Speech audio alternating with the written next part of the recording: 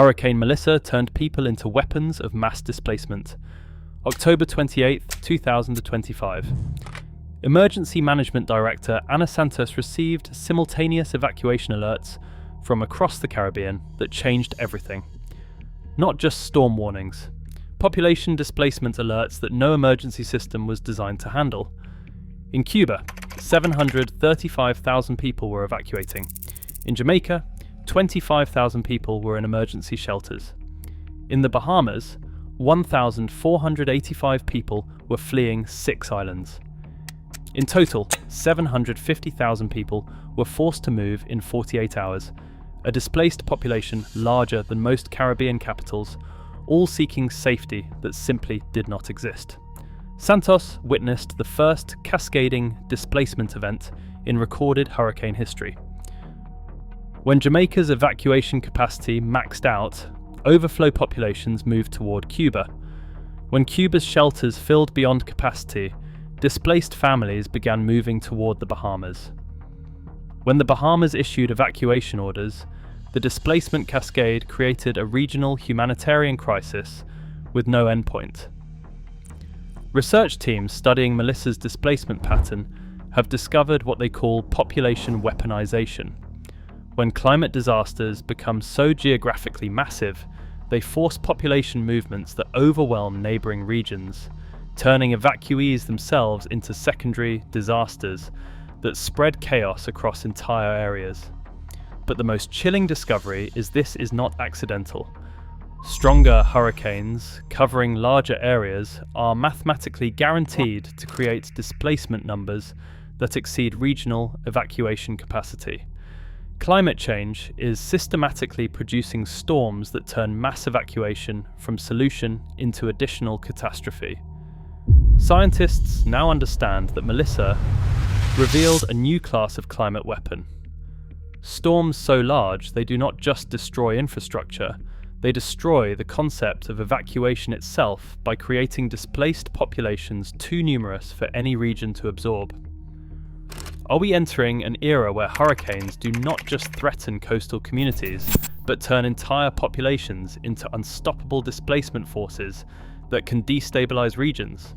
And if 750,000 evacuees can overwhelm the Caribbean in 48 hours, what happens when climate change produces storms that displace millions simultaneously across multiple regions?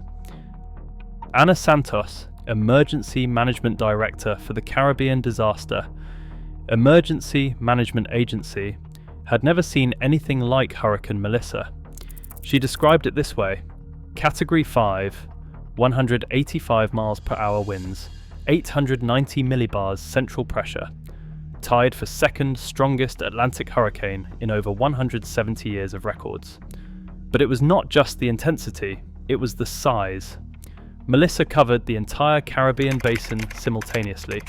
Dr. Isabella Martinez, lead displacement coordinator for the United Nations Disaster Assessment and Coordination Team, explains why Melissa's scale broke every evacuation model. Caribbean emergency management is based on a mutual aid system. When a storm hits, Island A, Islands B and C provide shelter and support. But Melissa hit everywhere at once. It turned that cooperation into competition for survival. Traditional Caribbean hurricane patterns affect individual islands in sequence, allowing for regional resource sharing. Even a devastating storm like Hurricane Maria in 2017 displaced a maximum of 200,000 people to neighbouring islands. In contrast, Melissa's 1,000-mile diameter created concurrent evacuation emergencies in Cuba, Jamaica, the Bahamas, and beyond. The underlying fragility was stark. The entire Caribbean has a combined emergency shelter capacity of roughly 400,000, with 735,000 Cubans, 25,000 Jamaicans, and 1,485 Bahamians all fleeing simultaneously. Melissa created 761,485 evacuees, nearly double the number of available evacuation spaces. Historical records show no precedent for a pan-Caribbean storm surge, let alone one driving mass displacement. In a region where the largest international airport can only process 3,000 passengers per day, moving 750,000 people in under 48 hours became a logistical impossibility. But as Santos monitored the regional alerts, the true danger crystallized. It was not just the lack of shelters, it was the lack of islands not already evacuating themselves. For the first time in Caribbean history, there simply wasn't anywhere for evacuees to go. Dr. Martinez explained that extreme hurricanes do not just displace people, they displace people into other displaced populations, creating a kind of refugee domino effect that amplifies itself every step of the way. The vulnerability cycle is as tragic as it is predictable. When Jamaica exceeded its shelter capacity, evacuees began moving toward the next closest island, Cuba. But Cuba was already relocating over 700,000 of its own residents, creating a double refugee crisis. When Cubans and Jamaicans turned to the Bahamas, they encountered a third displacement emergency already in progress. As a result, every island's evacuation plan became its neighbour's evacuation overload. For regional emergency managers, the escalation defied comprehension. Storm alerts that would normally be spaced days or weeks apart came as a single, unbroken scream. Evacuation requests that would be staggered over an entire hurricane season all arrived in a 48-hour window. The mathematics of Melissa's displacement cascade quickly turned inexorable. Hour 1. Cuba was evacuating 735,000 people. Hour 12. Jamaica was sheltering 25,000 people. Hour 18. The Bahamas were moving 1,485 people. Hour 24. Regional capacity was exceeded by 350,000 people. Hour 36. 0 shelters were available across the entire Caribbean. Hour 48. 750,000 people were in motion with nowhere to land. Santos watched in mounting horror as island after island reported total evacuation saturation. Critical infrastructure stretched past breaking point. Airports and seaports were paralysed by a permanent mass exodus. A real-time, regional collapse unfolded with no clear recovery point. Worse than the physical logistics was the human factor. For families fleeing the outer bands of a super hurricane, discovering that no shelter existed anywhere in the Caribbean, produced a second wave of psychological displacement with its own unsolvable math. When you evacuate from an evacuation, where do you go? When every official shelter for 1,000 miles is full, what does safety even mean? How do you move 750,000 people from one humanitarian impossibility to another? To map Melissa's cascading displacement, Caribbean emergency authorities turned to a staggering data set. Every commercial flight, passenger ship, and cell phone GPS plot from October the 28th onward. The results are a glimpse of climate chaos in motion. The simulation begins with 750,000 Caribbean residents attempting to evacuate in under 2 days. This already exceeds the combined regional shelter capacity by 87%. On day 1, the movement is all outward, fleeing the storm. But within 72 hours, a new pattern emerges. As evacuees confront total shelter saturation, flight and ship data show displaced populations bouncing between islands, trying and failing to self-evacuate to areas with no more capacity than their points of origin. As the days progress, a kind of futile displacement circuit materializes. Cubans trying to reach Jamaica, Jamaicans trying to reach the Bahamas, Bahamians trying to reach Hispaniola, all being turned away and cycled to the next equally overwhelmed destination. GPS data reveals the brutal human reality. Families who flee their homes for official shelters only to be displaced to informal encampments. When those shelters fill, then displaced again when those fail. A nightmarish version of hurricane evacuation musical chairs that never ends. By day 7, Melissa's aftermath presents a secondary disaster of biblical proportions.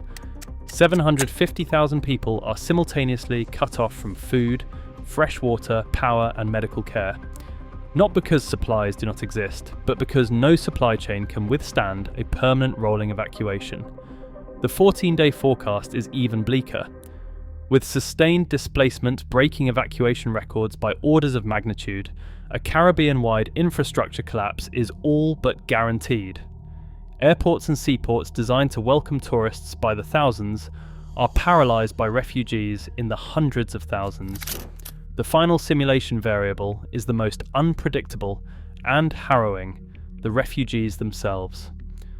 When 750,000 evacuees realise there are no solutions waiting in the next port, no governments coming to the rescue, how do societal bonds vital for rebuilding begin to strain and fracture? This is Melissa's cruelest legacy, not just destroying the Caribbean's infrastructure, but its capacity for cohesion. Climate disruption uproots entire populations only to set them adrift in a sea of equally desperate evacuees, all competing for the same shrinking pool of survival options. In Melissa's wake, a new field of disaster mathematics is beginning to take shape. Climate scientists and emergency managers are racing to calculate the population thresholds where evacuation itself breaks down. The early results are sobering. Displacement projection models show that any Atlantic hurricane rated Category 4 or higher will create more evacuees than any single Caribbean nation can shelter. At Category 5, the numbers exceed the entire region's capacity. In other words, storms like Melissa won't be once in a lifetime. They'll be once a decade, even once a season. Each one turns island geography into a death trap, where the only way to escape a super hurricane is to flee into the mass migration created by the last one. This isn't just a Caribbean crisis, it's a preview of global climate displacement threats already taking shape. In the Gulf Coast, Pacific Islands, and beyond, researchers are identifying the same pattern: more frequent, more intense storms, overwhelming the evacuation procedures that have protected us for generations. As climate change pulls hurricanes and human migration into a kind of catastrophic resonance, a devastating new feedback loop is emerging. The more we emit, the larger the storms become. The larger the storms, the bigger the evacuations grow. And the bigger the evacuations, the harder it becomes for any one region to absorb them. This is how the infrastructure of mass evacuation becomes a casualty of its own overuse. Shelter networks strained to collapse by repetitive displacement. Resettlement resources consumed by the last disaster when the next one strikes. In a world where the storms never stop coming, the population movements they trigger risk becoming semi-permanent, turning one-time emergency measures into the new status quo, in a vicious cycle of community disruption that feeds on itself until the very idea of bouncing back from disaster becomes part of our pre-climate past. The spectre of no-escape hurricanes like Melissa represents an existential threat not just to the Caribbean, but to every coastal region on Earth. And it's a threat for which humanity remains dangerously unprepared. The entire global emergency management framework is built around an obsolete assumption that mass evacuations are temporary, that we can move large numbers of people out of harm's way, then back home again, all in the span of days or weeks.